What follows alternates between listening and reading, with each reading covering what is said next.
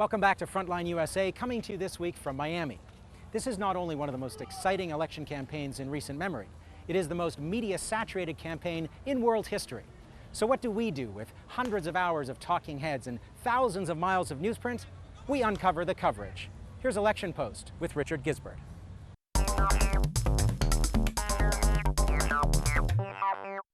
Thanks, Abby. Welcome to the Election Post. The comeback Clintons have struck again. Hillary Clinton is still in the running for the Democratic nomination, despite, she says, a press corps that's been out to get her. For everyone who works hard and never gives up, this one is for you.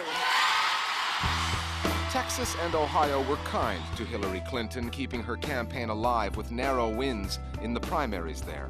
However, the media, she charges, have been less kind. Well, can I just point out that in the last several debates, I seem to get the first question all the time. And I don't mind. I'll be happy to field them, but I do find it curious. That was one of many complaints Clinton had about the coverage, which is a dangerous game for any candidate to play. It's a risky strategy. There's an old saying in the U.S. that you don't want to anger someone who buys ink by the barrel. It makes you look whiny. But apparently, it's worked in one sense. Media softer on Obama than on Clinton? And that is that the press has taken a closer look at the question of whether it is biased against Hillary or biased in favor of Obama. Well, I don't agree with you that they're writing Hillary off. I think the press wants to keep both races running for as long as they possibly can. It's also possible that these complaints are generating some sympathy and some anger among American women. And among American satirists.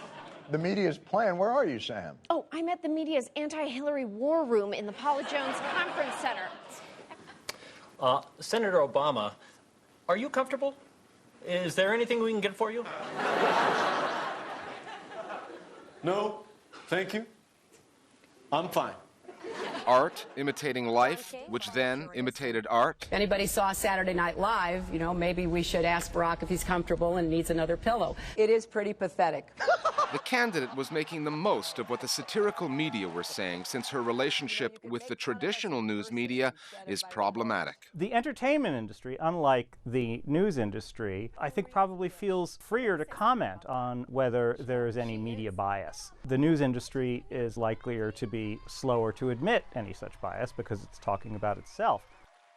I think they're influential because Americans distrust media. They trust the satirists to tell the news. The satirists don't report fact, they report satire. And they're cynical about all politicians. Senator Obama? And while political satire works when it contains elements of truth, it does tend to fall short of the full story. The SNL sketch was broad in certain senses, and it captured a certain kernel of truth, but it didn't really ring particularly true to me. It's not so much this rapturous personal like of Obama, so much as it's being a bit caught up in the palpable power of what the campaign feels like when you're around it.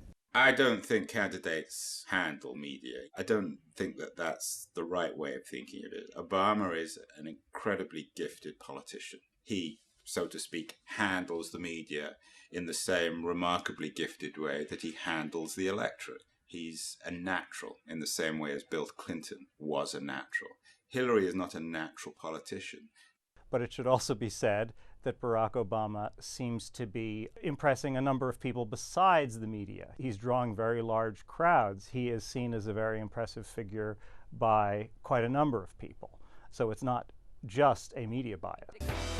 If there's one thing Hillary Clinton can pin on the media, it's for setting sky-high expectations for her candidacy, then blaming her for failing to meet them. I think that a lot of the recent coverage that her campaign has been talking about is a narrative about front-runner horse who is doing less well than had been expected after really high expectations that were created in part by the media. The coverage of the media needs to be understood as a narrative. It began with tremendous promise, and now that promise has disappeared, it's dissipated, and she is being portrayed as a failure. But if you look hard enough at the coverage of the Clinton-Obama story, all those debates, the ads, the accusations, the votes, the media are showing a clear bias, just not the one Hillary Clinton is talking about. The coverage is heavy on style and conflict and light on substance. Are the American media being fair to American voters? We really don't see a lot of critical questions about any of these front-runner candidates' records being emphasized by the media. And that's just not fair. We'll be back next week with another edition of The Election Post here on Frontline USA.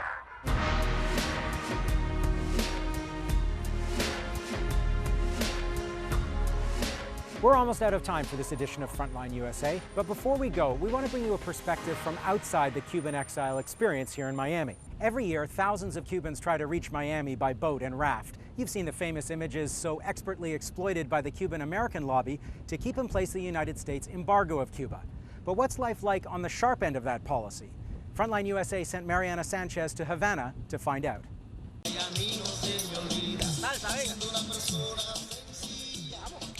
This is the Cuba tourists want to explore. Incredible beaches like Varadero, magnificent buildings in old Havana, or taking a ride in a colorful old car. Cuba has become a magnet for visitors from around the world, except for U.S. tourists. A 46-year-old trade embargo bans them from traveling to the communist island. I don't know why Cuba, everyone's so bent out of shape about Cuba. 40-year-old Denise from California knew she would be violating the U.S. law when she began preparing for this trip 2 years ago. I'm not worried about it. I feel like we're going to be honest when we go back in, and if they only can ask us certain questions and we know the answers, and we're not going to be dishonest about it. I feel that Americans should be able to travel wherever they want to travel. But the U.S. government claims that the embargo is meant to force democratic reforms in the communist island and deprive Cuba from getting resources from the United States. The travel restrictions not only affect Americans that want to come to Cuba, but for Cubans sometimes it is a painful wait. It is years before they can get a visa to see their families in the United States. Every day, hundreds of anxious Cubans wait outside the U.S. interest section to get a visa, knowing their chances are slim. The 20,000 yearly visa quota has been reduced because the U.S. government tightened travel restrictions, and Cuban families are paying a high price. Armando says he won't allow his 83-year-old mother, Fela Laura, to apply again because she is overwhelmed with sadness. She has been denied a visa 4 times. We can only contact our family by phone. We can't even see each other. And this whole separation is a result of the embargo. Cuban officials call the embargo a blockade and blame it for much of the economic hardships Cubans endure, like shortages of medical supplies and food. In the year 2000, there was a breakthrough in the embargo. For the first time, American farmers could sell their products to Cuba with some restrictions. But products like these can't be sold to the United States. It's still a one-way street. Last year, Cuba bought $600 million worth of U.S. products. The United States is Cuba's main food supplier. And these U.S. producers do not want to miss out on the Cuban market. They recently came with California's Agriculture Secretary to sell products like fruits and wine to Cuba. Kirby Jones, president of the U.S.-Cuba Trade Association, says the embargo has put American companies at a disadvantage. There are foreign companies involved in every aspect of Cuban life and Cuban products. The Spanish are helping manage the port. The bottled water is a joint venture with Nestle from Switzerland. The beer with the companies from Canada. The oil exploration with the companies from India and China and Norway and Spain and Canada. Everybody else is here, and the U.S. has lost out on certain sectors. Cuban American politicians in the U.S. argue Cubans suffer under a dictatorship. For decades, their influence has been key to keeping the embargo. Cuba's agriculture vice minister says that the embargo is hypocritical. Our hope is that the blockade is lifted and that we will be finally treated as they treat other countries. They lifted the ban on Vietnam. They have relations with other socialist countries, yet they keep the embargo on us.